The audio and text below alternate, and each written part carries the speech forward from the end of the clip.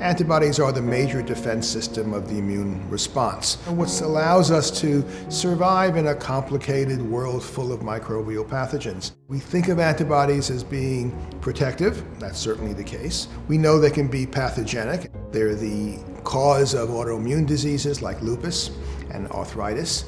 And we also know that antibodies can suppress immune responses. How is all this possible?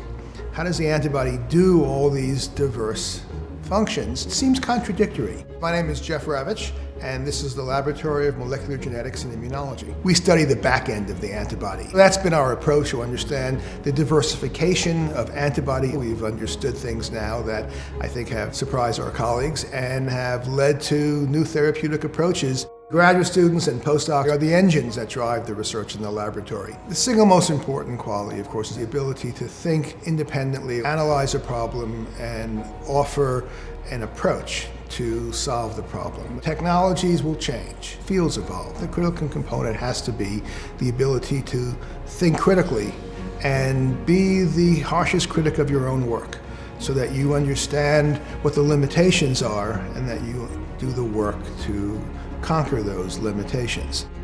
I have a great love of art, and whenever I travel for work, I look for the Caravaggios, and I rate cities by how many Caravaggios they have I like. And the one that's in my office now is called The Calling of St. Matthew. Caravaggio depicts it the moment before the action arrives. The person who gets up, by definition, becomes St. Matthew. So it's an invitation to follow, an invitation, as the painting is called, The Calling. And it resonated, not in the religious sense for me, but in that notion that science is a calling. And we're all exposed to science at some point in our lives, and some of us decide to follow the calling. And you can't necessarily predict who that's going to be. It just is an inner feeling you have that this is how you want to dedicate your life to the work.